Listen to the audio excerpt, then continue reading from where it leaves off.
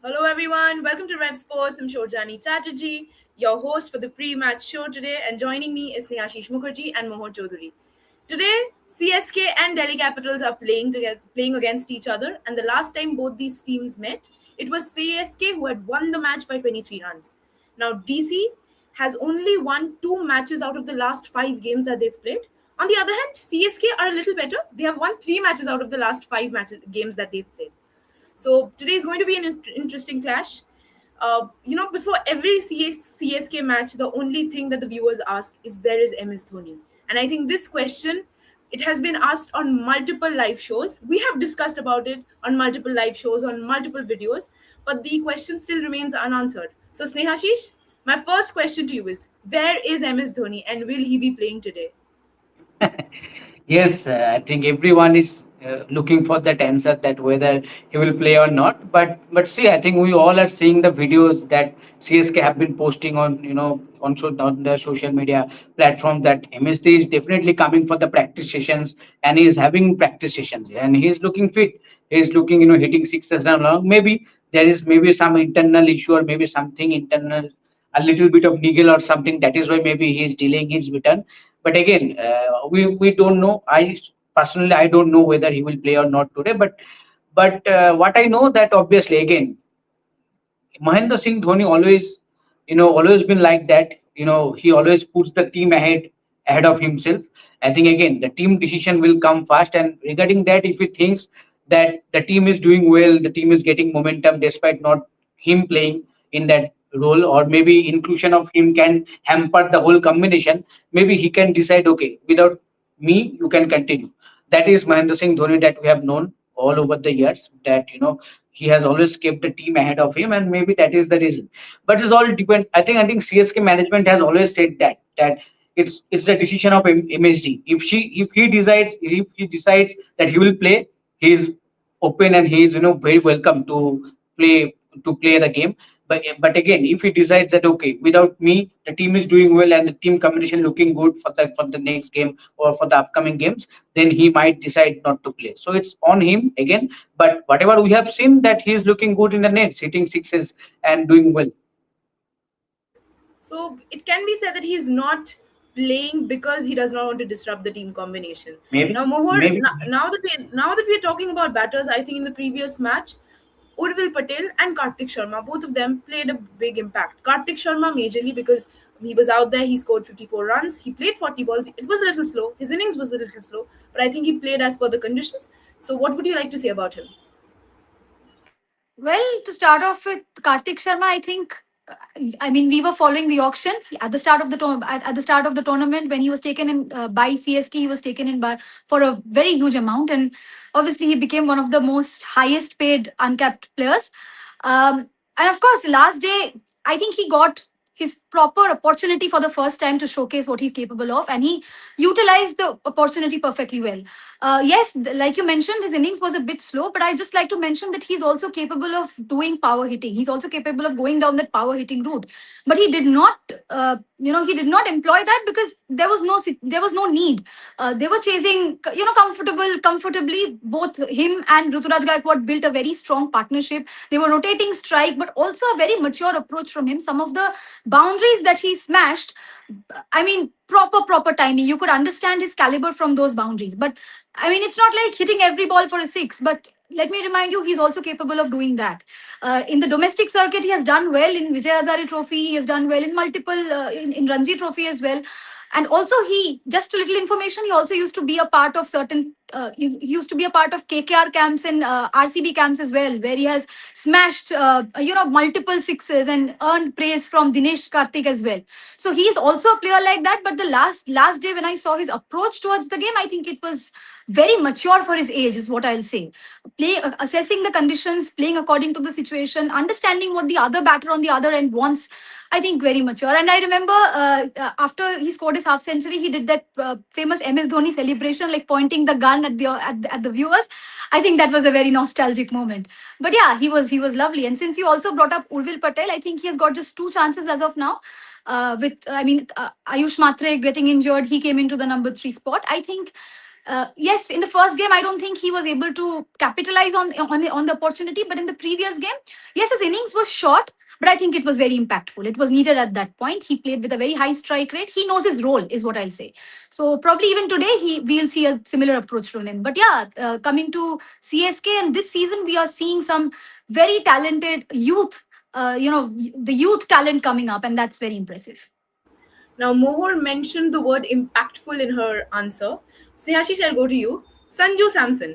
We've seen in the World Cup, he was in terrific form. But coming into the IPL, it has been a topsy turvy form. I mean, he did not score in the initial phase of the tournament, and then again in the middle, he started scoring. Now, again, his form has dipped. So, how are you assessing his performance in the IPL so far? I think it has been good. I will not criticize that much because obviously it didn't start that well. It was expected that he will start well because the kind of form that he was bringing in from the World Cup. He was excellent in those last three crucial games for India. That West Indies game, then the semi-final and the final. But I think a new franchisee, a different kind of pressure. Playing for CSK is not that easy. Despite Sanju Samson has played this tournament for a long, long time. He himself has that much of experience in his bank, but still when you are representing a franchisee like CSK, is not that kind of easy. So I think that pressure, I think, kind of got him maybe in the earlier stage of the tournament of this edition. But after that, I think he showed that what he can do. I think he batted brilliantly, scored that 100 and few more big scores. And at one stage it was looking that only when he will score, the CSK will come out as victorious team. I think that was a trend at that time. But it's good that in the last few games when he didn't score that much, the other batter stepped up, especially Ruturaj Gaikwad.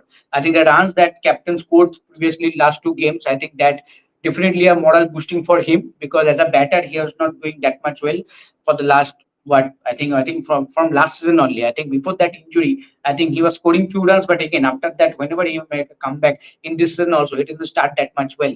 So I think it's a a confidence boosting contribution for him for the last two games, and hopefully that can happen because you cannot depend only one player. That only Sancho Samson, if he gives us a good start, then only we can build a good score or maybe can chase down a big total. That cannot happen in a long tournament like IPL. One or two games, maybe three games, that can happen, but every player will go through a lean patch. It can happen in a long tournament like this. So I am not that much worry about Sancho Samson form. I think he knows his role. I think CSK management has let him know that okay, this is the role that are looking forward from him, and I think he knows that, and he will deliver. One or two matches, if he doesn't score, that doesn't matter. He will definitely score back, and maybe tonight is the day again that he will score big against DC. But the best point for CSK maybe for the last two games that despite Sanju Samson not scoring that much, other batters like Ruturaj Gaikwad, Urvir Patel scoring at that kind of a strike rate, that's a huge positive. And Karthik Sharma also chipping with this 50. But again, the consistency is the key. All these batters need to be more consistent, otherwise it will be difficult for CSK going forward. More Snehashish was talking about consistency, and we've seen a little bit of inconsistency from the batters. But when I talk about the bowling unit, I think Jamie Overton is one such bowler who has always delivered for CSK in this season. So, what are your thoughts on Jamie Overton, especially the way he bowled in the previous match against Mumbai Indians? I think superb. I mean, at the start of the tournament, I think there was a lot being said about CSK's bowling lineup, but they have figured out the right combination from there, and they're striking at regular intervals. All of them. Jamie Overton, yes, of course. I mean, he has the height. He can extract that bounce. He's a proper hit the deck bowler, and obviously he can trap the batters that way. And he has been consistent as well. Yes, maybe sometimes he can give away runs, but then if you see, he's always somehow or the other he's always among wickets. That is, he has been able to be consistent throughout. And of course, since I'm talking about CSK bowling lineup, and of course Jamie Overton has been impressive not just with the ball but also with the bat. In some occasions, I remember coming down the order, especially when they used to have those top order and middle order collapse. He used to come in and he used to score some quick fire 30 40s required for the team. So I think he has been a very, very handy all rounder for them. And of course, when I talk about CSK bowling, Anshul Kamboj as well, he is the highest wicket taker for them at this point. He has a purple cap. I think the pace bowling, you look at the spin bowling as well, Noor Ahmed back in form. I think the entire bowling unit is finally started to function as one. And that is what is making them win. We saw in the previous match, Ramkrishna Ghosh, he had a good innings. He went out and then he had a good spell. But however, he's injured now. But now that Mohor brought up the other bowlers, Snehashish, what I wanted to ask you is that Akil Hussain, in spite of bowling wonderfully, he did not get a chance in the playing 11 in the previous match. So, what are your thoughts on that? And do you see Akil Hussain coming into the playing 11 today? I don't see that it's a. I think it was kind of a combination-wise decision. Maybe the combination that they wanted to play against a certain team. That is why they dropped someone like Akil Hussain. I think Akil Hussain has done fabulous job so far, and he's known for that, especially with the new ball. Despite being a spinner, the way he knew those in-swinging deliveries, those arm deliveries that he bowled, I think excellent, especially in the power play overs. I think he has done well, and it's a kind of a bold move for a franchise like CSK to come up with two foreign spinners, Noor Ahmed and Akil Hussain.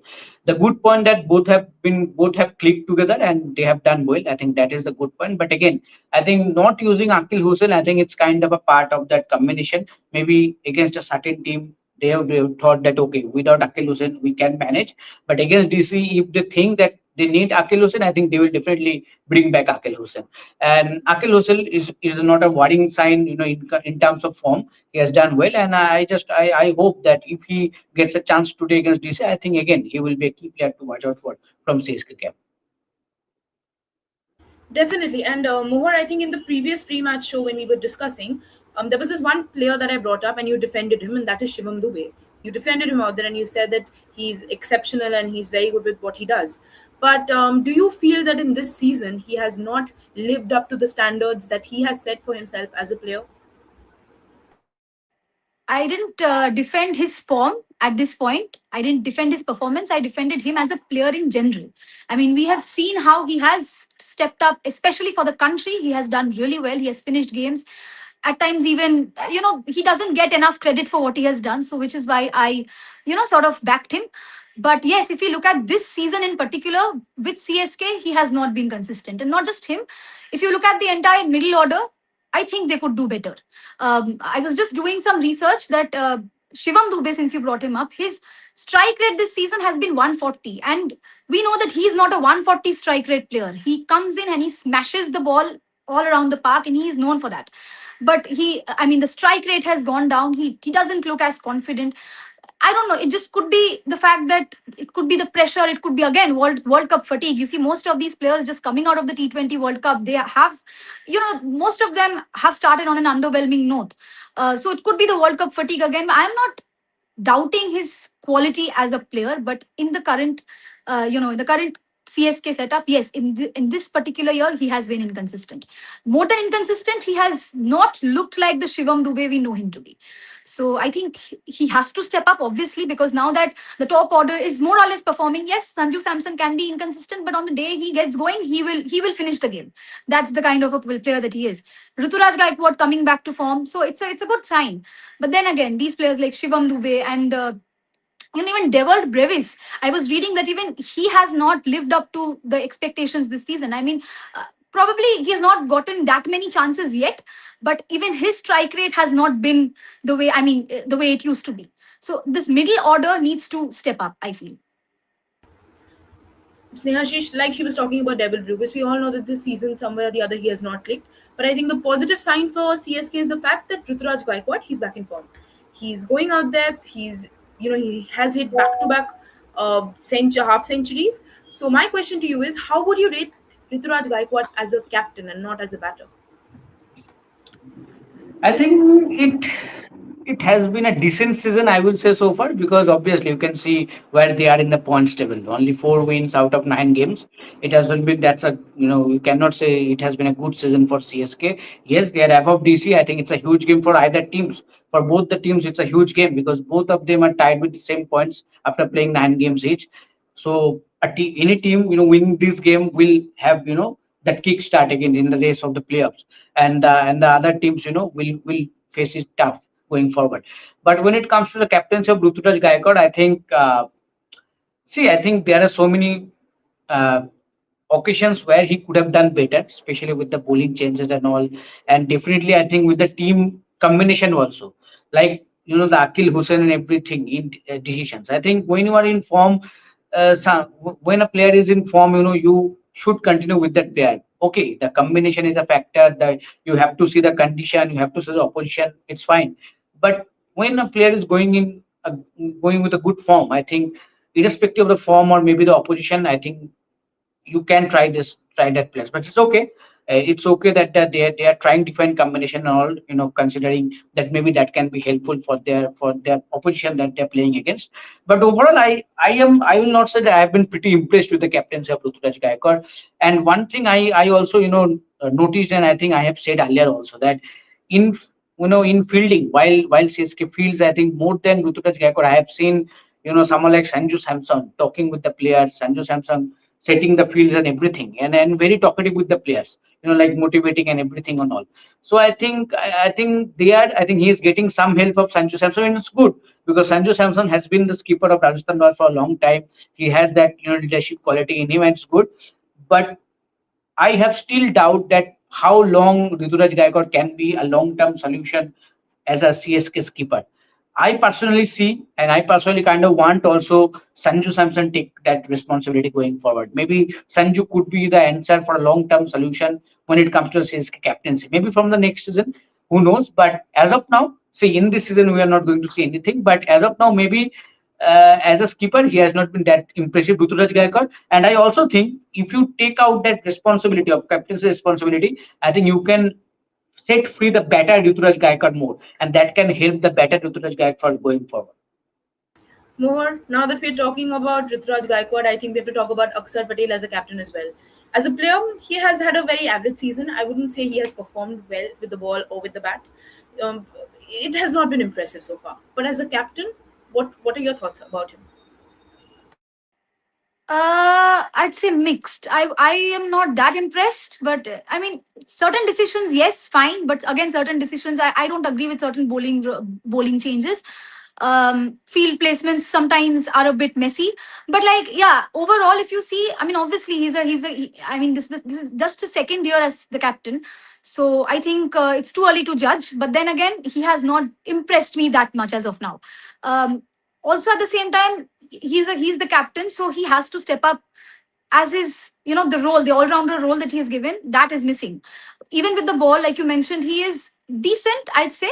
Not that good, not that bad. And with the bat, once again, Aksar Patel, the player, is missing. He has not been able to convert. He's not been able to. He just doesn't. Just doesn't look in good touch. Even in the T20 World Cup, I mean, obviously, all these players in the T20 World Cup, suddenly something has happened because, once again, like I'm saying, it could be the World Cup fatigue, but uh, with the bat, you expect when there's a collapse, or even if there's no collapse, you expect your captain to come in and perform. But that has not happened. And it's very important for a captain to lead from the front so that you are confident in your own skin, obviously, because you have performed, but also at the same time to command everybody else's respect. But that has not happened as of now. So let's see. I mean, DC do not have a very good record at their home ground in this particular season. They have just one game out of the last four. So let's see, hoping for the best. But Aksar Patel, the captain, has not been very impressive. Now that we're talking about Delhi Capitals, I think we have to talk about Mitchell Stark because the way he bowled against Rajasthan Royals, it was completely mind blowing. He took those 3 wickets, although he dismissed Yashasvi Jaiswal with a full toss. But I mean, the way he was out there and the way he was bowling, the line and length, it was exceptional. Snehashish, now that he's back in form, how are things going to change for Delhi Capitals? Yes, I think Mitchell Stark means sheer quality. You have to say that. And, the body language, if you see Stark, with the kind of body language, he showcased in the last game, it didn't seem like he's playing the first game of the season, right? And instant impact. He joined the team, played the first game of the season, and see the way he bowled. Took, I think, what, 3 wickets, if I'm not wrong, 3 wickets with the ball. He was brilliant. And the best part of someone like Mitchell Stark is that he can bowl at any phase of the game, like Jasprit Bumrah. When you see someone like Mumbai Indians, or maybe in India also, we know that if if they are struggling in the middle overs for a wicket, they can recall someone like Jasprit Bumrah. He can come and take those wickets. And with Mitchell Stark also, I think that you can do. For someone like Akshay Patel, if we see as a captain that maybe we need 1 or 2 wickets in the middle overs, we are not being able to break the partnership, he can go to someone like Mitchell Stark and give that one over, and he can do the job. And he has done that, so several times in his career. So I think superb kind of a player. And again, I just expect more consistency. Maybe the fitness will be key. It's not easy. After injury layoff, he's making a comeback. He played one game, looked good, is fine. But in this kind of a way that you are just coming and playing a high intensity competition like IPL, it's not easy. So let's see whether how he keeps up his fitness. I think that will be key. And there, I think the role of DC management will be key also. How they manage that workload also. So let's see whether he plays all the games or not. I genuinely, expect him to play today at least, but I will love to see that he continues that. Maybe if I see that okay, in between one or two games he doesn't play, that also I have to think okay. Then again, the fitness is a kind of a issue to play, this kind of a high intensity tournament in a long term. So let's see. But again, I have to conclude by saying that Mitchell Stark means sheer quality, and again, he will be a key factor for DC because against CSK, especially, I would love to see a battle between Mitchell Stark versus Sanju Samson. I think it will be fantastic. Definitely, it will be. Considering the fact that Sanju Samsung has been a little inconsistent this season, it is definitely a matchup that we all are looking forward to. But now that we are talking about the pace attack of Delhi Capitals, we also have to talk about someone like a Kyle Jameson. And let me just give you a fun fact. Kyle has the sixth worst career bowling average in T20 format.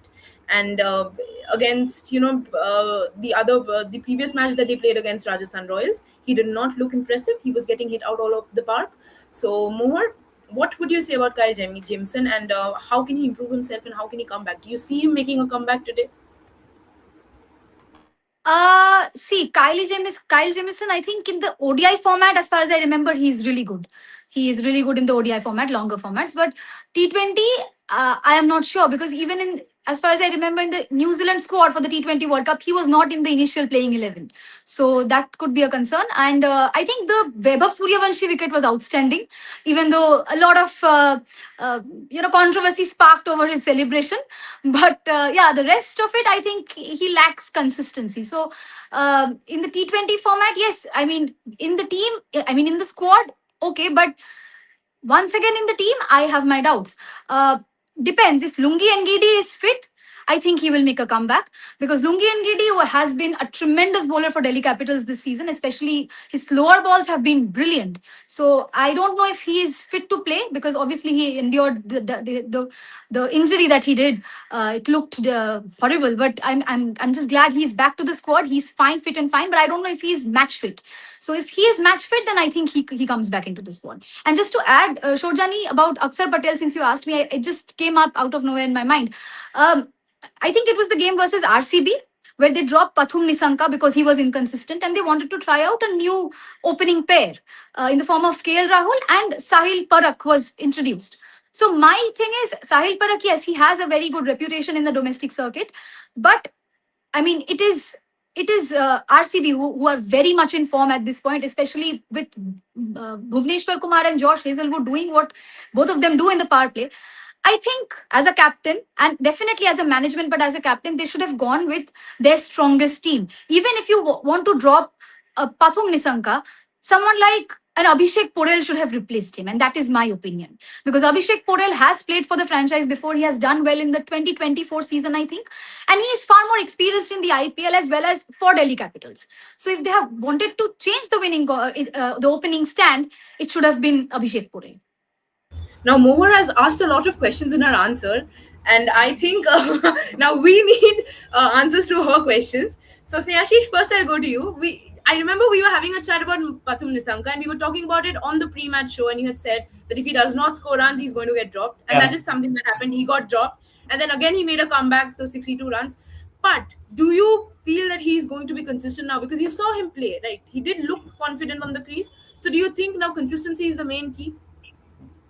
Absolutely. I think as a opener in T20s, the more consistent you become, it's good for the team and obviously it's good for the batter as well. But not only being consistent, you have to play the aggressive role also. In modern day T20s, you have to take advantage of those first 6 overs. Doesn't matter if you are having 40, 45 or 50 average. In T20s, the average doesn't matter that much. Right now, in modern T20s, that doesn't matter. The impact matters, and when it comes to impact, the strike rate matters.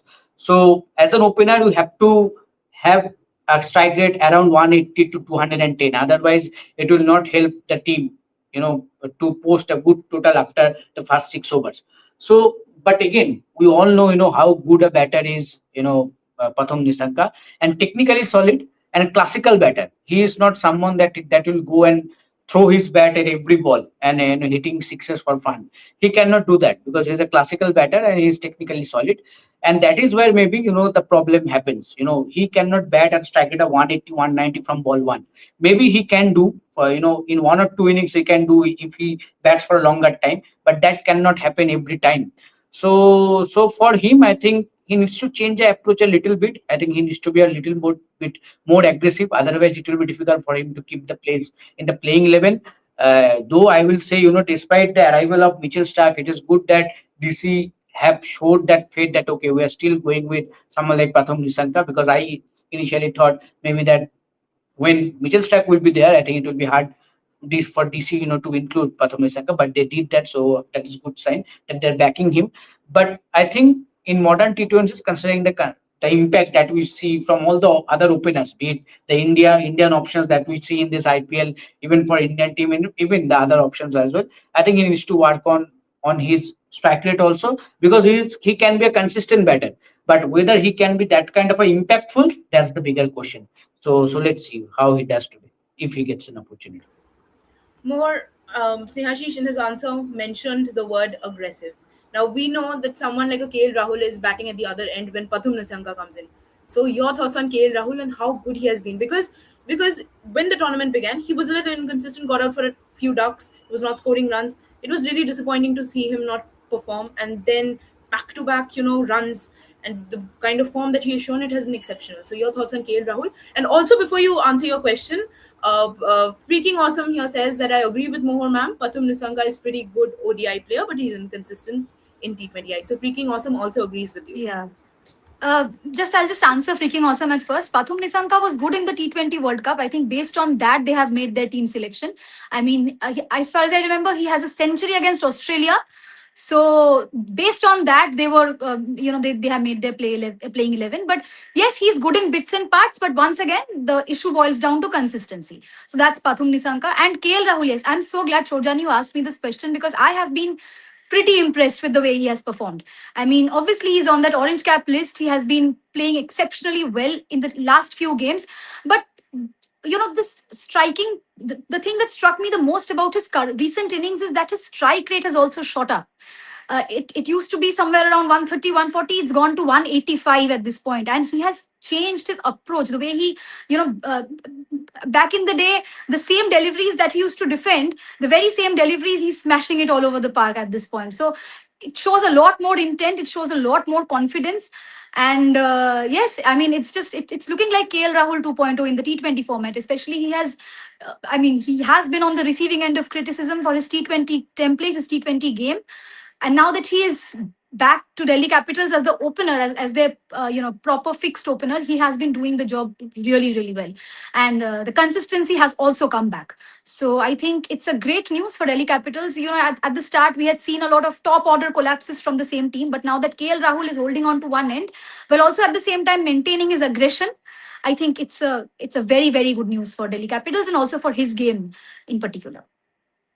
Snehashish, while Mohar was answering the previous questions, she had mentioned Abhishek Porel. Now we all know that Abhishek Porel is an explosive batter. We've seen him play for Bengal and perform in domestic circuits, but also we saw him in the IPL. The way he came out, anchored the innings, and helped Delhi Capitals reach a defendable total. Now my question to you is, why do you think he's not a part of the playing 11? We all know that he's a very good keeper, but KL Rahul is already there behind the stumps, so we don't need him as a keeper. But do Delhi Capitals need him as a batter, considering their given batting order and their lineup?